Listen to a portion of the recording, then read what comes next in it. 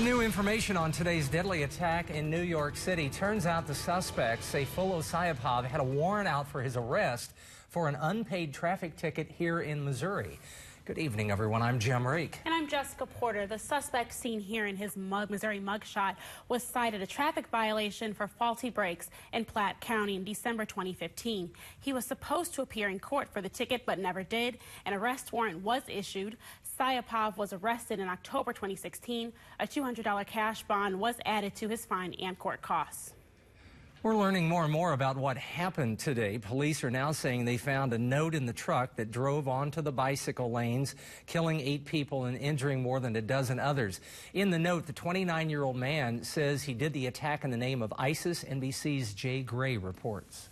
We have multiple people on the ground from Chambers all the way up to Houston. Victims of an afternoon attack along this lower Manhattan bike path. It happened out of nowhere. I was walking down the street, it was a normal day, and then just multiple gunshots, one after another. I mean, it was just completely unexpected. This rented truck barreling over bike riders, then slamming into a school bus. 8 people were killed, 11 injured.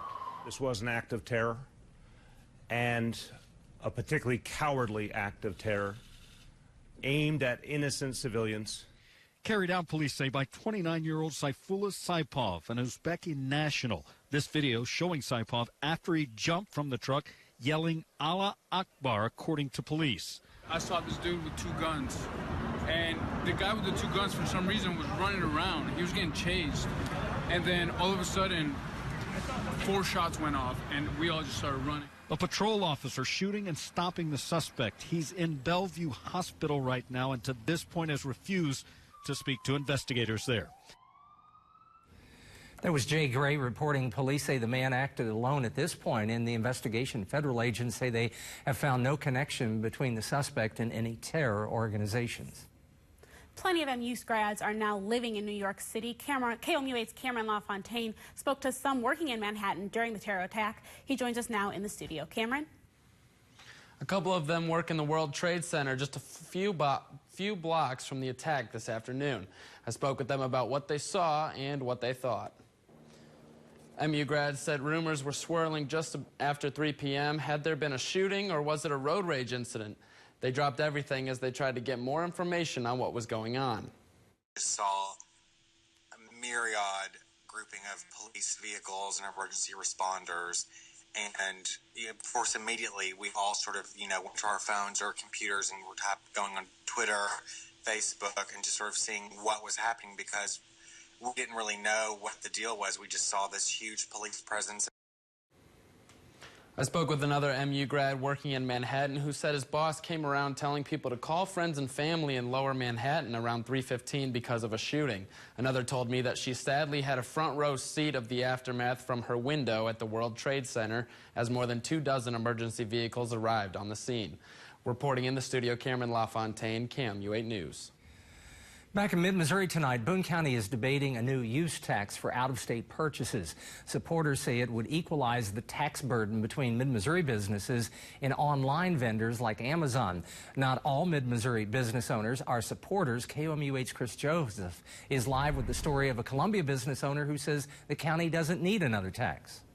I'm here at the Boone County Government Center where the tax has bipartisan support. One Republican commissioner urged his constituents on Facebook to support the measure. That's where I met Paul Prevost. If local competitors really want to be on the same playing field, it's not just about price, it's about creating that experience. Prevost is the owner of Tiger Tots Daycare. He says Columbia doesn't need a tax. I think what we really need to see is more leadership from our city and our county officials and looking at, hey, this is where the future is taking us. Where do we need to cut some of our spending? Boone County District Commissioner Janet Thompson disagrees. We'd be able to more fully sustain the needs in law enforcement. To provide the sheriff with the tools he needs to be able to be effective. The tax would replace city revenue lost to online purchases. If the tax passed and I wanted to buy a Chiefs hat, I'd have to pay the same taxes here online that I'd pay in a store on Broadway. If you equalize and level the playing field for local businesses, then local businesses can compete. and we really sustain our sense of community. There are opportunities to cut down on spending. There are opportunities to streamline. There are opportunities to renegotiate. The vote on the tax is November 7th. Tax would only kick in if residents bought more than $2,000, in out-of-state goods. Live in Columbia, Chris Joseph, KMU 8 News. Tonight was a cold night to trick-or-treat. Now let's see how the rest of the week is shaping up. Kenton? Thank you very much. Yeah, definitely a cold Halloween out there, and you can look at Live Doppler First Alert radar, and you can see just a few flurries trying to fall down at this point. Maybe you saw a few flakes in the air as you were going around town, but really a lot of this definitely melting before it hits the surface, but also just disintegrating before it reaches the surface. We have some dry air right down here, so actually a lot of this just dissolving in the atmosphere before it gets to us. But 38 degrees right now in Columbia, 39 in Jeff City, 35 in Fulton. Salisbury, you're at 32, and Moberly's at 33. Feel like temperatures just a bit of a lesser degree at 31 there in Moberly. The wind chill really not a big factor because we don't have much wind. Winds are less than 5 miles an hour throughout the entire area. It's been a calm day wind-wise, and that's been nice for us. It is going to be breezy, though, tomorrow with a high temperature of 54. A lot of cloud cover, too, and we'll keep the clouds for the most part on Thursday, but we're going to warm up to around 70 degrees. Some of us possibly in the middle 70s. I'll tell you where you can see that, and we'll look ahead to our weekend coming up later.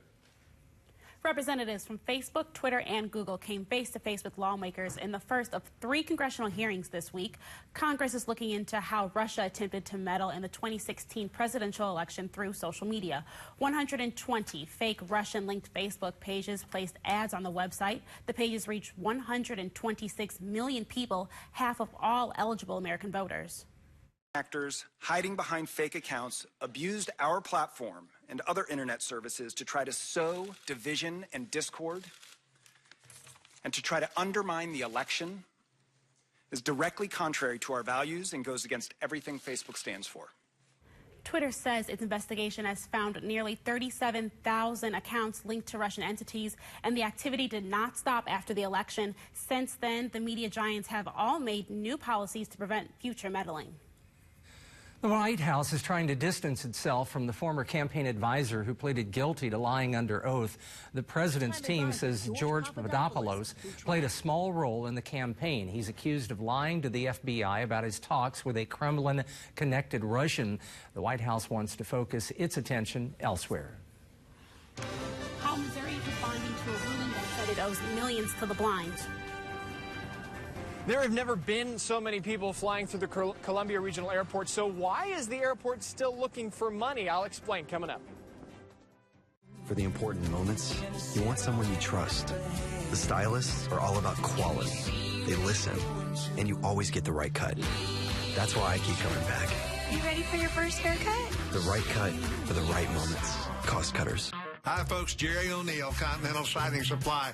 Winter installations are great for keeping my workers busy all year, but winter conditions can be challenging. If you'll book your project now and are willing to schedule it for the winter, you'll be helping me keep my workers busy, and you'll save thousands. We are now accepting orders for winter installation projects.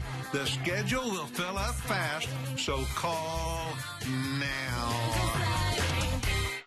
Life is full of important moments, and that's why I keep coming back. The stylists listen, and I always get the right look. But what I like most, you always know you're important. I love it. The right cut for the right moments. Cost Cutters. Always know what's coming ahead of the storm. Download the free KOMU8 Weather and Traffic app for your phone and tablet. Brought to you by ServiceMaster of Columbia.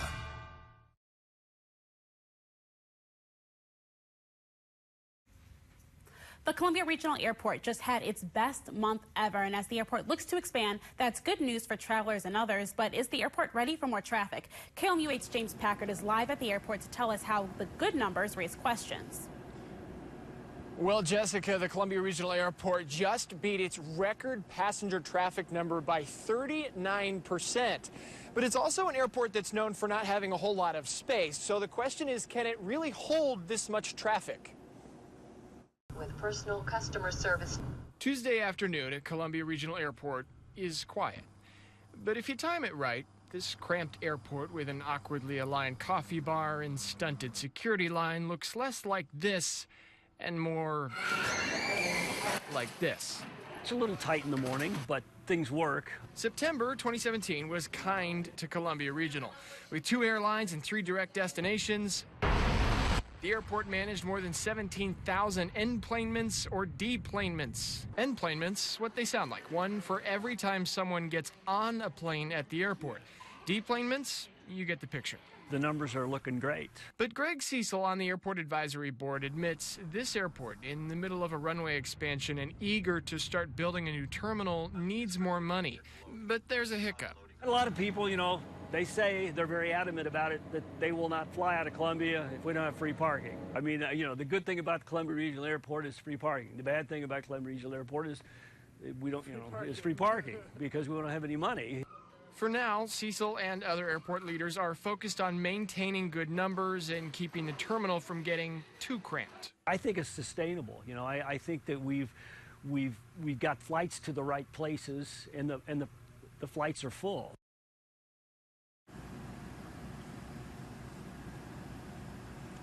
All right, so the month ends in a little under 2 hours. That means that this month's numbers should be ready in a couple of weeks' time. October, by the way, historically is a pretty good month for the Columbia Regional Airport. Reporting live in Columbia, James Packard, KOMU 8 News. Affordable Care Act open enrollment starts tomorrow. If you need help, it's available. Plus, city council candidates have begun signing up for another term. How you can too. During the